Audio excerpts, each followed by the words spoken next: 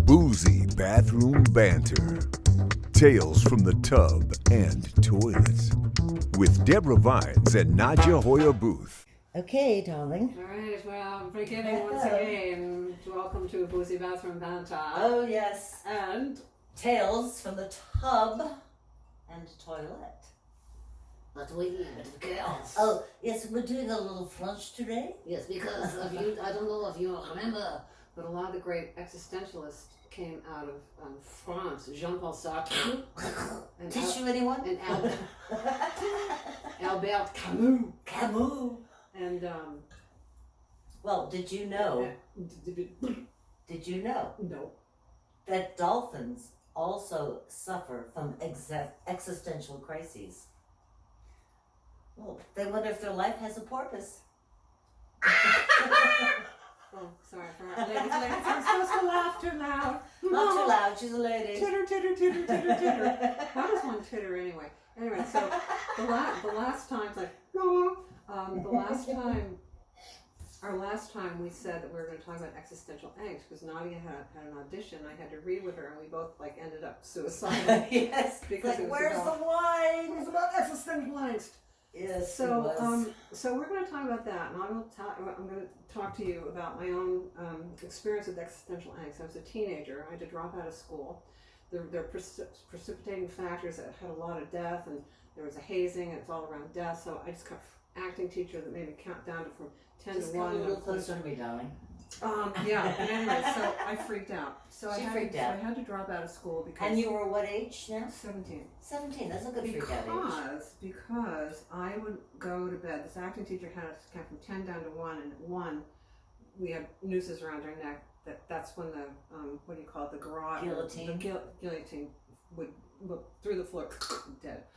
Nice. So I would sit in bed at night in my dorm room, and I'd count from 10, 9, 8, 7.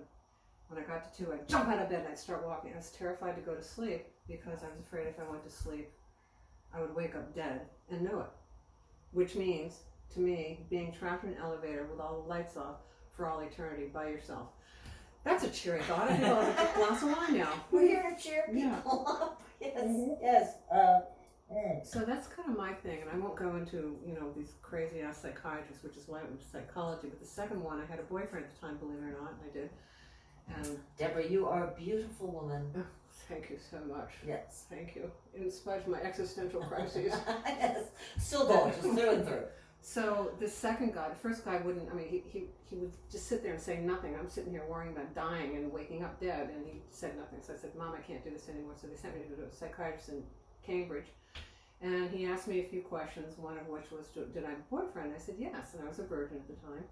And I'm 17, he goes, do you have orgasms with your boyfriend?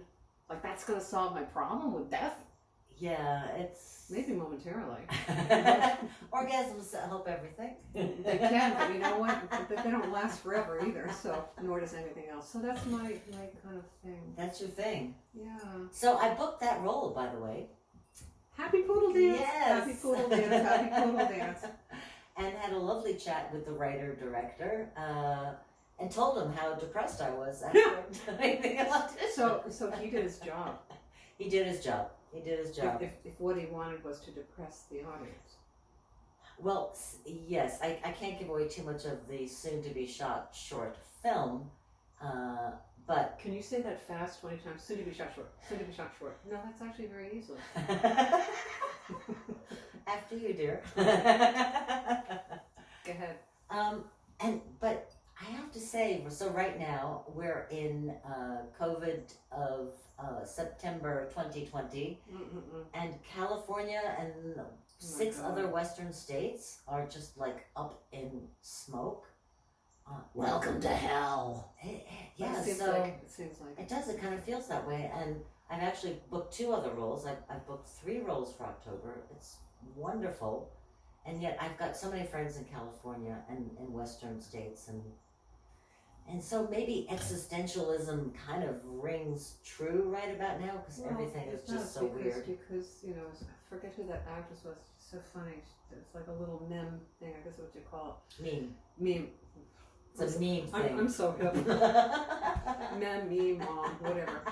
Meemaw. And you said, what'd you say, like, shit, I can't remember.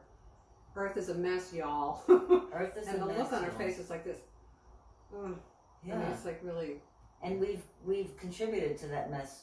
And then what I was thinking, okay, so we had bonus points when we were in COVID in the beginning because people weren't driving. We did? Yes. Oh. So a lot of pollution throughout the earth cleared and views became visible and it was gorgeous.